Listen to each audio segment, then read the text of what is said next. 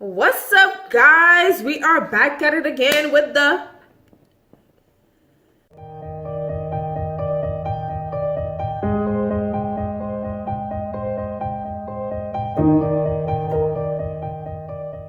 welcome back to my channel. If this is your first time, please subscribe. Okay, don't forget to like and leave a comment. If you're already subscribed and you've been following me since the beginning, all love, all love, all love. Thank you for sticking with me. So today we are going to talk about pagan holidays, and I'm about to speak the truth. And so before y'all even try to cut my neck off, right, cut my head off, I did my research. I have my receipts. I'm not here to make everything seem like it is bad, like it is evil, but I'm here to expose the spiritual reality behind many things that we engage in without even questioning, right? So let's get into it. Pagan is pretty much religious beliefs that are not part of the mainstream religions that we know of. Christianity, Islam, and so on and so forth. And so we're going to start first with Christmas. I know Christmas is such a good holiday, but we have to be careful what we engage in. And so Christmas, how did Christmas come about? After Jesus left, there was a lot of persecution going on. A lot of people were harassing the Christians. The Christians and the Messianic Jews were getting killed, put in jail, tortured, stoned, everything. And so there was a Greek bishop, right? So he was a Greek bishop who believed in a whole different religion, who was a bishop, right? A servant of the different gods of that religion, right? He was known to be the bishop of the Greek god Odin, right? And so he was somebody that decided to defend the Christians in their persecution, right? And so he defended them a lot to the point that he ended up in jail. And he stayed in jail until Constantine came to power. And so when Constantine came to power, he converted to Christianity, right? He became a Christian, and he made Christianity the main religion of the Roman Empire. And so that allowed for Nicholas to get out of jail, to be released. Upon his death, the Catholic Church decided to canonize him as a saint, and so he became Saint Nicholas. And so December 25th became Saint Nicholas Day, where the Catholic Church celebrated Saint Nicholas, and people would bring gifts to worship, to honor Saint Nicholas. And that is where we get the tradition of exchanging gifts. And so pretty much the Roman Empire and the Catholic Church became one, right? Remember, the state and the church at the time, they were one.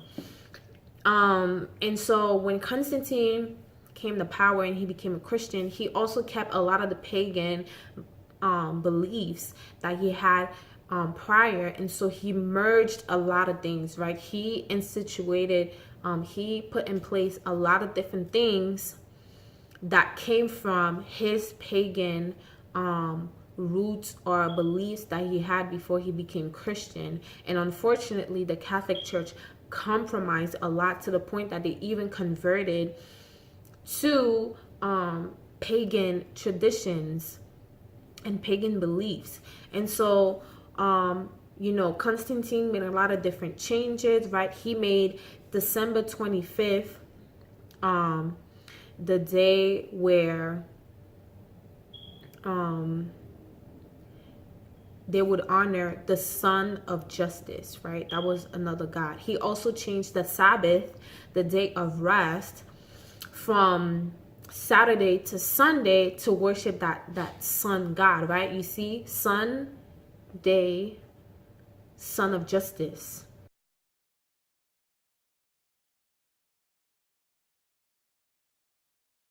That led to the celebration of New Year's, right? Because the celebration of New Year's also comes from pagan beliefs. And so we had the 12 days of Christmas, which was the 12 days before January 1st that led into the new year. And so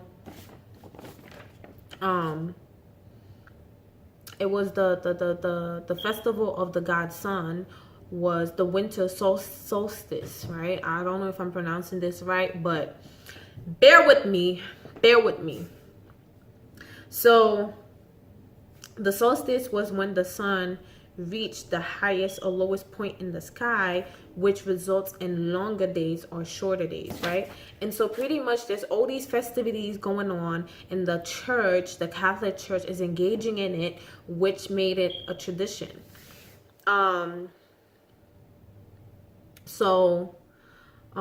With all of these things emerging, right, the celebration of Saint Nicholas, the worship of the god sun, and we have now these two things that are intertwined, right? Because the Catholic Church and the Roman Empire both emerged and made it just one holiday thing. At the same time, the ancient Babylonian Empire had another pagan feast around that time, right? And so the feast from the Babylonian Empire traveled to Rome, and Rome adopted it too. The Babylonian Empire at the time was worshiping and honoring Saturn, right? And so during that time in the Babylonian Empire, not the Roman Empire, in the Babylonian Empire, they were drinking. It was a time of fun, of letting loose, of doing whatever you want. So there was a lot of drinking, a lot of prostitution, a lot of sex going on, a lot of orgies. Yes, I said it. And a lot of human sacrifice. You see, we don't, I'm not even going to say that. We don't do human sacrifice out in the open anymore, because there's still human sacrifice going on in the world. Open your eyes. But at the time, to worship these gods and these entities, right, they were sacrificing their kids, sacrificing their families, sacrificing people in honor of the god sun, in honor of Saturn. And so these practices came to the Roman Empire, who adopted it as well. And so eventually everybody started celebrating New Year's, right, without even knowing for what the tradition is, etc., etc., etc. So basically that is how we have all of these holidays that we have today. What happened with Christmas now is that a couple of years later, when the Protestant movement happened, they decided that they were not going to celebrate all of these holidays, and decided to make December 25th the day of Jesus's birth, because the Christians were like, like we're not agreeing with this. This is not biblical. We're worshiping other gods, and so we want to have something to celebrate that is related to God. And so that is how the Protestant movement or churches installed, right, December 25th as being the celebration of Jesus's birthday. Yes, of course, we know that Jesus was not born December 25th. Research actually shows that Jesus was born around the month of March. So it wasn't necessarily for them to say this is the day that Jesus was born, but it was more on some, there's a lot of different celebrations going around. So to bring it back to God, we're going to celebrate the birth of Jesus, because the birth of Jesus, we all know, was miraculous. It was not something that happens every day. And so they decided to celebrate Christmas that way.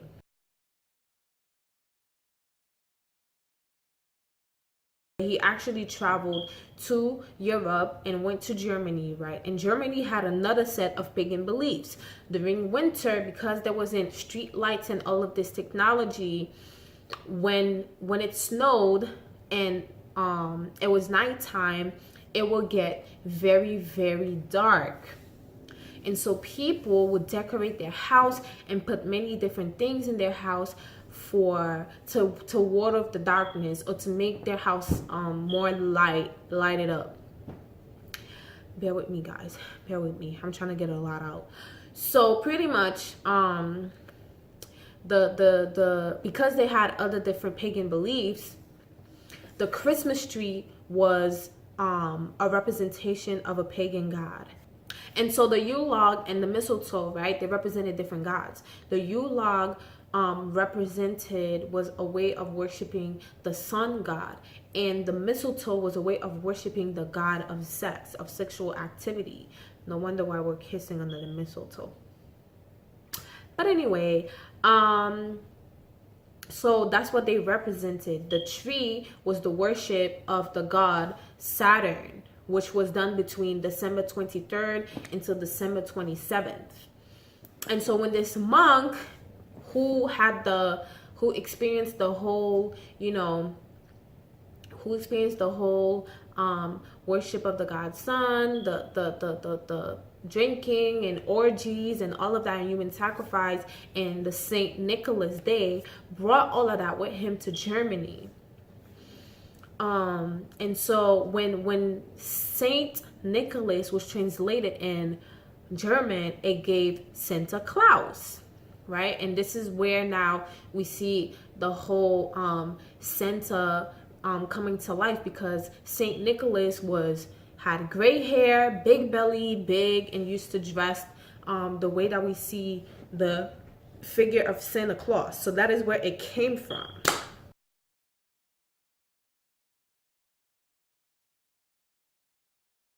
Now you get the picture of how Christmas came about and how New Year's came about, right? Because then these traditions traveled to the United States, America, to the Caribbean, to the rest of the world, which gives us the Christmas that we have today and New Year's celebration that we have today.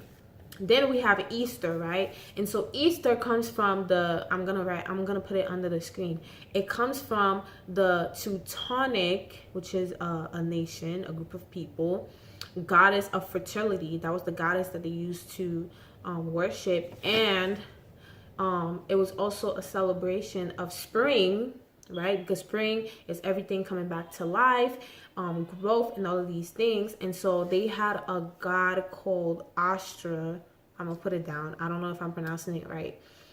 So it was the festival of the goddess of fertility, the goddess of the moon, and they attributed the change of the season, right, from winter to spring, to the goddesses that I just spoke about. Essentially, they were worshiping the goddess of fertility and the goddess of the moon and spring, because they believed that these were the gods that were in charge of the changes in the seasons and fertility and all these other things. And so the Easter bunny now became a thing, because the bunny is born with their eyes open. Unlike many animals, when they're born, their eyes are covered for like a couple of days, and then it finally goes away. But bunnies are already born. When they're born, their eyes is already open, and so it signifies new beginning. And the eggs, right? The eggs signify fertility, which is the worship of the goddess of fertility. And so essentially that's what these holidays are about, right? And so what does that mean for us today? What it means for us today is that we have to be careful what we engage in. Just because you're doing all these things and you don't know where they come from, that doesn't mean that you're not engaging in the spiritual behind it, because yes, you are. We have to be intentional about everything that we do and why we do it. Why do we have a Christmas tree? Why do we put gifts under the Christmas tree when it's a form of worship to the tree without even knowing it? So I know a lot of people are going to be like, oh my gosh, like, so what? How is that evil? How is that, bad? How me participating is a problem? Because you are engaging spiritually without even knowing. We are spiritual beings. That's like me saying I pray to God, but that doesn't mean that I'm worshiping God. I mean, we have to be careful what we engage in, and we have to be intentional about what we engage in. And so that is it for today. On the next video, I will be talking about Valentine's Day, Halloween. I think that's about it. But there's a lot to say about especially Halloween and Valentine's Day as well. And so I hope that this video was very informative. I felt like I was talking rubbish, but hopefully you understood what I was trying to say and you learned something, because this is not a joke. The spiritual realm is real, and this is not a joke. That is it for today.